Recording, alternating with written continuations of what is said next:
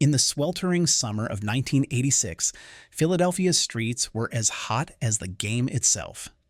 A deadly game dominated by men. But among the shadows of this male-dominated empire emerged Thelma Wright, a business-savvy woman who defied every expectation.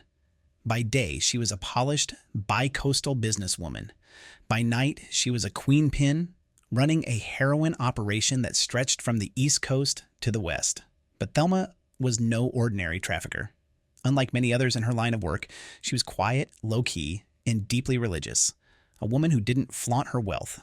Despite living a life of luxury, Thelma didn't come from the stereotypical background of poverty or abuse.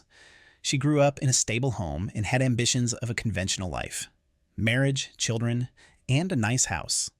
But as a teenager, she couldn't ignore the allure of fast money and flashy cars. The brothers in her neighborhood, adorned with fine suits and fur coats, were impossible to overlook.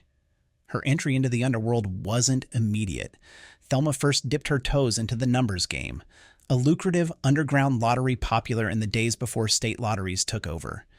But her life changed forever in 1986, when her husband, a man tied to the infamous Black Mafia, was killed.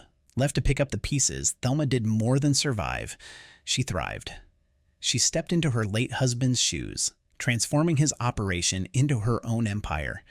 Her knack for business became evident as she turned a single ounce of heroin into a staggering $14,000 profit through careful cuts and distribution. And everyone in the game knew Thelma didn't need to carry a gun. Her reputation was protection enough. But even the sharpest minds and the boldest players can't escape the risks forever. In 1991, Thelma found herself staring down the barrels of a shotgun during a chaotic night outside a nightclub. That same year, her close associate, known only as D, was arrested by federal agents and sentenced to over 6 years in prison. That was Thelma's wake-up call. For all her success, the game had taken too many lives and carried too many risks. Most importantly, she feared for her son.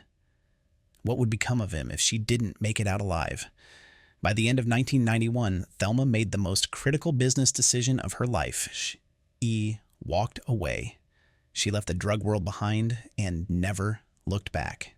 Today, Thelma Wright is a testament to redemption. She works with nonprofits, helping women battling addiction and mental health issues. Through her outreach, she warns others of the harsh realities of the game she once dominated. Her message is clear. The game is unwinnable. The options are death or prison. And the rare few who escape are just lucky. Thelma Wright is one of those rare exceptions. A survivor who traded power and fortune for a second chance at life.